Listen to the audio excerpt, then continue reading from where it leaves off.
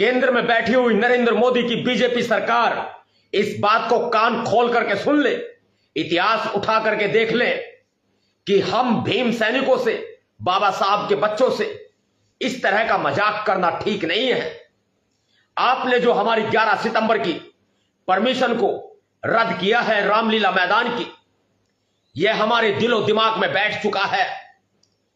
अब हम और भी कई गुना ज्यादा ताकत से आरक्षण को बचाने के लिए तैयार हो जाएंगे।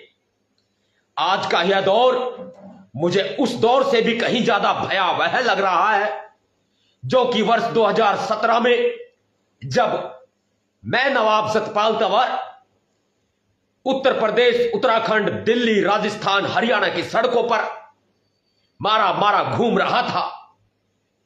मैं घूम रहा था बाबा साहब अंबेडकर जी के उस कारवां को आगे बढ़ाने के लिए और हमारे कुछ साथियों को, हमारे कुछ लोगों को बचाने के लिए।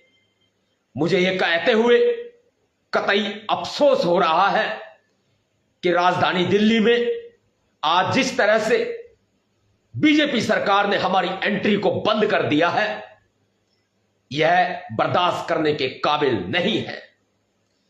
यदि हम चाहें तो एक आवाज में सुनामी ला सकते हैं, यदि हम चाहें तो एक आवाज में तूफान ला सकते हैं, यदि हम चाहें तो जिधर नजर घुमाएं वहां सैलाब आ सकता है।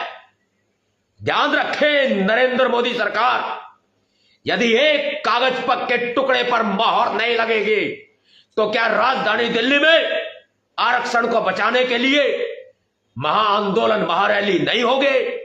इस बैम में ना रहे।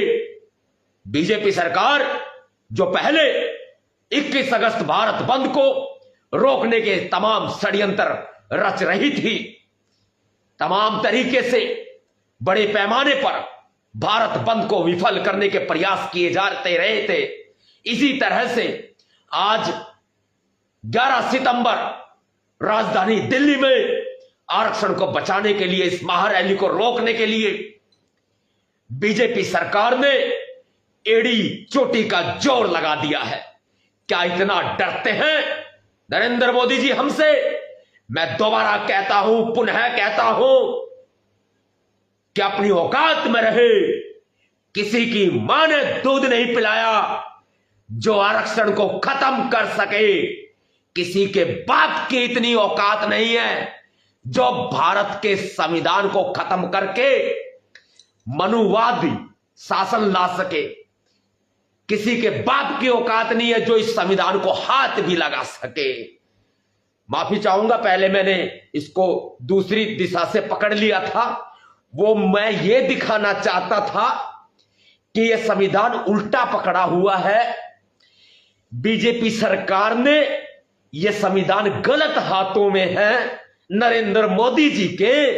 आज हमारी भावनाओं के साथ मोदी जी ने खिलवाड़ किया है।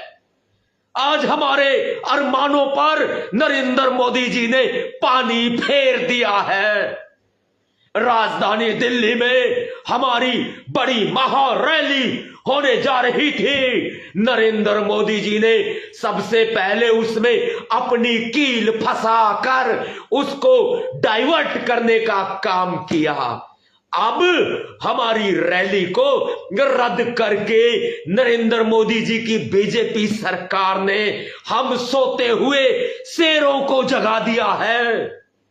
यह संविधान उल्टा पकड़ा हुआ है बीजेपी सरकार ने, गलत हाथों में है। अब यह संविधान हमें सीधा पकड़ना है, सही हाथों में, और यह आएगा हमारे हाथों में। हम चाहते हैं कि आरक्षण के समर्थन में, आरक्षण को बचाने के लिए जो जंग हम लड़ रहे हैं वो बहन कुमारी मायावती जी के मार्गदर्शन में हम लोग जारी रखेंगे। जैसे 21 अगस्त भारत बंद का आह्वान आपके भैया जी नवाब सतपाल तंवर ने किया था, ऐसे ही यह आंदोलन जारी रहेगा। हम हार मानने वाले लोग नहीं हैं। हम बाबा साहब के वो बच्चे हैं जिन्होंने पीठ दिखाना नहीं सीखा। यदि मैं पुनः कहता हूं, यदि एक कागज के टुकड़े पर मोहर नहीं लगेगी तो क्या राजधानी दिल्ली में महाआंदोलन नहीं होगा? क्या आरक्षण को नहीं बचाया जाएगा? दुनिया की कोई ऐसी ताकत नहीं है जो भीमसेना के 28 लाख से ज्यादा भीम सैनिकों को रोक सके।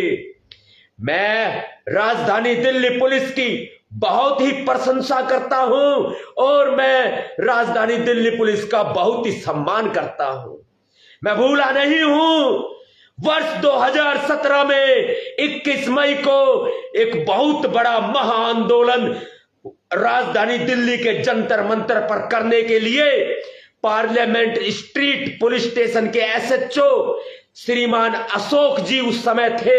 उन्होंने मुझे भरपूर सहयोग साथ दिया था, मुझे परमिशन दी थी और वहां के डीसीपी महोदय ने, एसीपी महोदय ने मेरा भरपूर साथ दिया था। गुड़गांव के सेक्टर 37 पुलिस स्टेशन के एसएचओ अमित शर्मा जी थे उस वक्त, उन्होंने मेरा भरपूर साथ दिया था और 13 मई को उत्तर प्रदेश भवन राजधानी दिल्ली में हमने घेराव किया था वर्ष 2017 में।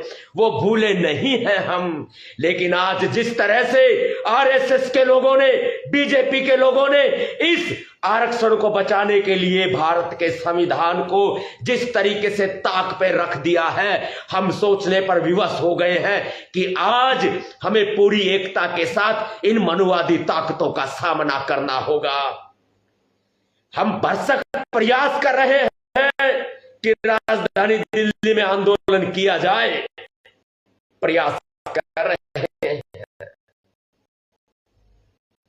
इंतजार कीजिएगा, 2 दिन बाद फिर बताऊंगा।